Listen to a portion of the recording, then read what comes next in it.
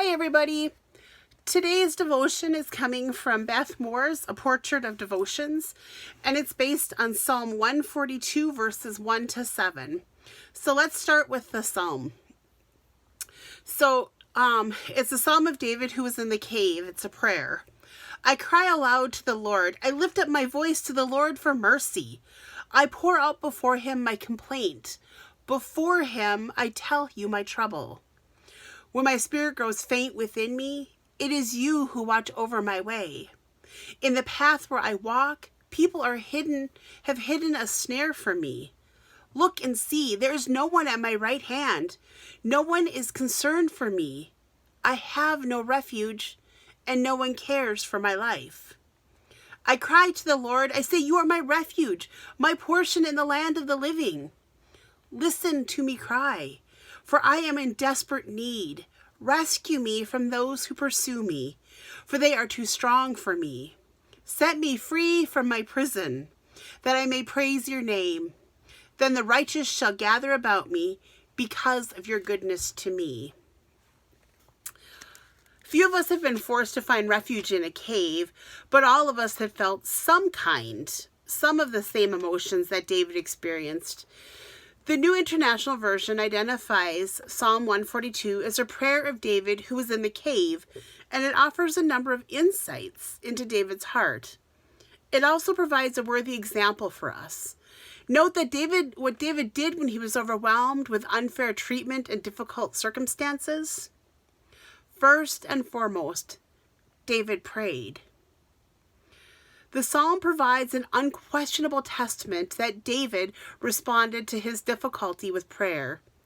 Few of us would argue about prayer being the proper response in our crisis, but we often don't perceive prayer as being the most practical response. Maybe we think God can save me from my sins, but not from my situation. Next, we notice that David cried aloud. The scene touches my heart as I imagine this young man sobbing in the cave. I was nearby once when a teenage boy slammed his hand in a car door. He was in immense pain. I watched him as he struggled between his need to be reduced to a bawling baby and his external need to keep his dignity. I watched him try to control his quivering lip. David was probably no different than that young man. I wonder how he wished for the old days when he was unimportant, unimpressive, and contentedly keeping his sheep. He had not asked for God's anointing, yet he had met nothing but trouble since that day. We can only begin to imagine the thoughts, fears, and losses that brought him to tears. I believe that crying aloud helped David maintain sound emotional, mental, and spiritual health. Sometimes there's just nothing like a good cry. It clears the air, doesn't it? David was a real man by anyone's standard, yet he knew no better outlet than crying aloud to God. Cry aloud to the Lord when you feel overwhelmed. He can take it. A third detail stands out. David poured out his complaint to God. He told God his troubles. I am convinced that this one is one of the major contributors to David's godlike heart. He viewed his heart as a pitcher, and he poured everything into it on his God, whether it was joy or sadness, bitterness or fear. David not only poured out his heart as a personal practice, he urged others to do the same. David did not just pour out his emotions, but he also rehearsed his trust in God. In Psalm 142:3, he said, when my spirit grows faint within me, it is you who know my way. David was so exhausted that he feared he would become negligent in his alertness to the snares of his enemies set for him. His prayers to God also became a reminder to himself. God knows my way. Prayer is for our sake as much as it is for God's pleasure. When I see the words I've written in my journal extolling the mighty virtues of God, I'm reminded of his constant activity on my behalf, and my faith is strengthened. The text yields a fifth observation. Did you notice how David longed for God's presence? Because we need God's presence. Our feelings of worth, sharing with him, whether or not they accurately describe the truth. In verse 4, David said, look to my right and see, no one is concerned for me. Guards often stood to the right of their appointees, ready to take an arrow in their defense. David was reminding God that he had no guard. He surmised from his aloneness that no one was concerned for him. His next words were, I have no refuge. No one cares for my life.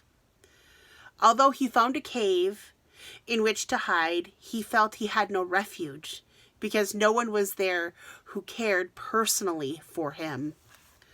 Certainly many people cared for David, but because they were not in his presence, he felt forsaken.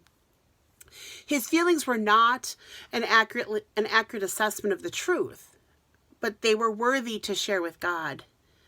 Feelings can be a little like our laundry. Sometimes we can sort them sometimes we can't sort them out until we dump them out. We can see that God honored David's telling him exactly how he felt because he brought David's brothers and his father's household to be with him. God knew David needed his daddy. Later, God would nurture David and teach him to stand alone. He wouldn't always send David's father to be with him, but God always responded to David's cry for help. For the sixth principle in this passage, notice that David confessed his desperate need. A wise man knows when those who stand against him are mightier than he. David had killed both a lion and a bear. Even the mighty Goliath had become just like one of them in David's eyes. So why did David feel overwhelmed on this occasion? It may have been because he had never battled a secret enemy. This time he had members of Saul's entourage pursuing him with secret schemes. Does David's plight sound familiar? According to Ephesians 6, we also fight an entire assembly of unseen powers and principalities. Without the intervention of God and his holy armor, we are mud on the bottom of our enemy's boots. How wise to humbly seek God's aid in admitting, like David in Psalm 142, rescue me, for they are too strong for me. So as we're entering into more time where we are alone, we may not be in a cave, but our homes may start to feel like caves or prisons, as our freedom to be with one another and just to be out and about in community has become lessened. So I encourage you to pour out all of your joys and your laments and your sadness and your hopes and your desires to the Lord, and have faith that he will answer and he will be with you regardless of how hard the journey may be. But he's also with you as you're taking this time to slow down and be more intentional and maybe even have more family time and purposely seek him out in this time of trial.